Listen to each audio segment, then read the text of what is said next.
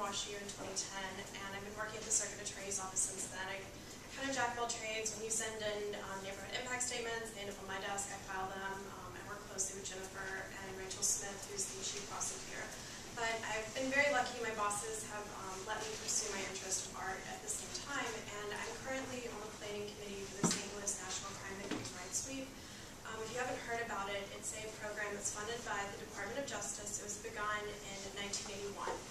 And we hold events here every April, and a lot of the times the WashU School of Social Work will sponsor it. We have a kickoff event at the end of the month to just highlight a week of events. We bring in speakers and talkers. And what we're doing this year is, I brought this idea to Jennifer, who connected me with our Victim Services Unit head. We are inspired by a project they hold annually in Minnesota. We're holding an art exhibit at the Urban League's Farm Cultural Center at the end of April. And I'm looking for submissions from the community. And you don't have to be an artist, but I thought the Central West End is a really great creative community, and that's why I love living here. We do have a lot of great connections. We have art galleries here.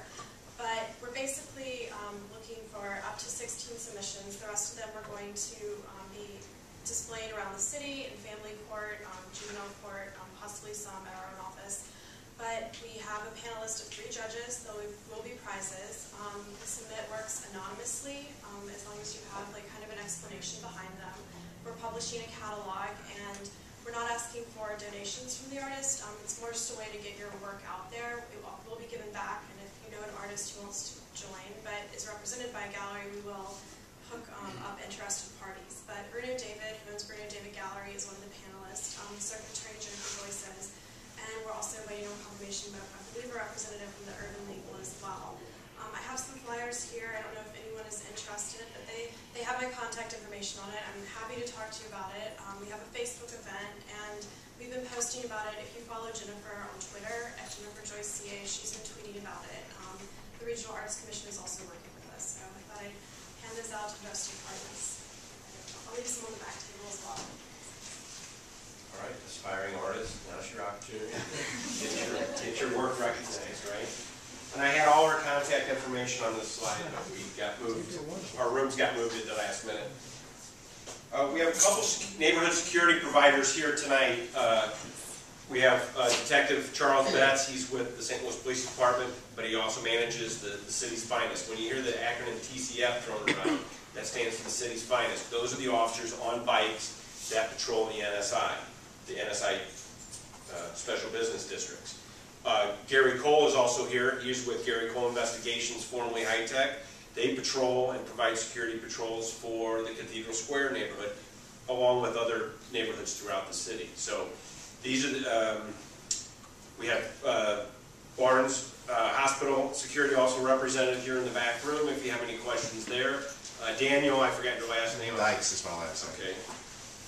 So a lot of the security providers in the neighborhood that you see day in and day out are here. If you have any specific questions for them, they'll stick around, I guess. Rob, do you have any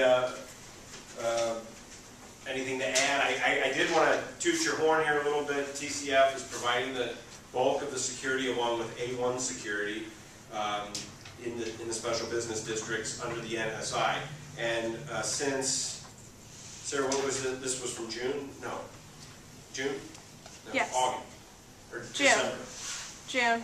This was June. Oh, no, that's December. This is December. December 1st. Since December, this past December, just to give you an idea of what these officers do day in and day out, they've made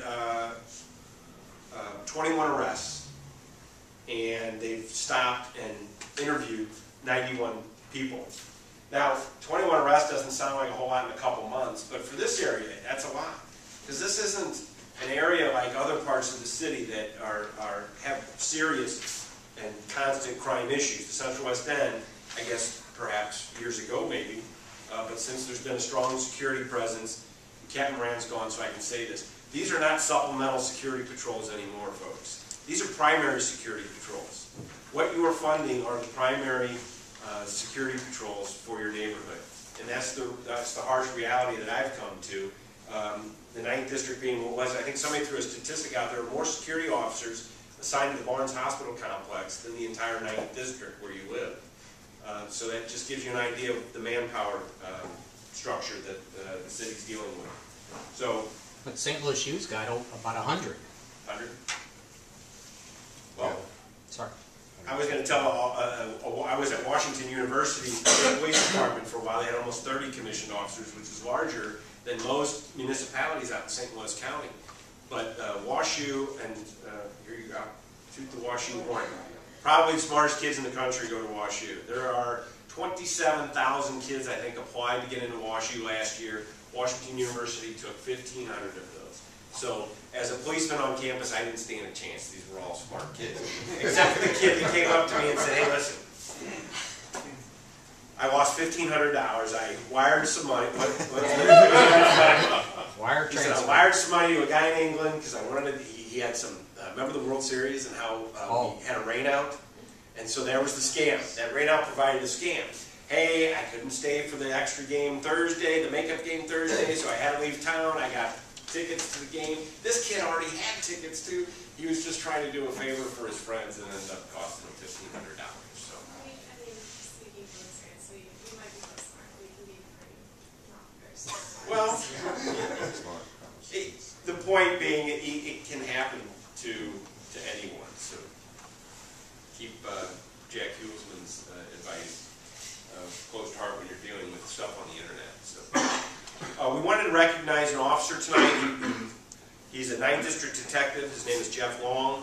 He also works in his extra time, spare time, secondary. He rides the bike in the Central West End. And last June, I don't know if you heard about this, there was a female employee from Scape, the restaurant, walking to her car. And this suspect pulled up, got out of his car, ran up to her as she was getting into the car, punched her, I think broke her jaw, grabbed her purse, got back into his car. Well, as he was grabbing the lady's purse and running back to his car, the bike officer, Jeff Long, pedaled up as fast as he could because he heard her scream, threw down his bike, ran over the suspect, tried to hold him at the scene at gunpoint. However, there was a passenger in his car, so he showed great restraint in not firing at the suspect. But he did get the guy's license plate as he was driving away. He broadcast the description. It was later spotted by some undercover officers, but it fled from them. But with being a detective and being a detective here in the 9th District, he was able to find out who the owner was, interview the owner on the phone, find out who was in possession of her car at the time, ran his record, pulled up a photo of him, and he identified the guy because he was very close to him, and so did the victim. That suspect, at the time he committed this crime, was already wanted for robbery first degree at gunpoint and a home invasion incident down in South St. Louis. So Jeff was able to put together his investigation, which ultimately led to this guy's arrest, his incarceration, or his pending trial. I think that case is getting ready to go to trial. So although it happened over the summer, as I took over in January, I start looking at some of these past reports of what the officers are doing, and a lot of what they do is pretty remarkable work. You know, I wanted to recognize them in front of the group.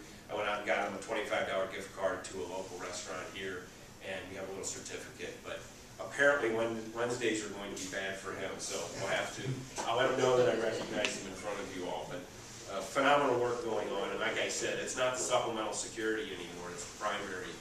You're going to see those bike officers a lot more on a regular basis than you will probably the officers in the car, and that's just because there's other parts of the 9th District that are pulling those resources, and that's why you pay for additional patrols.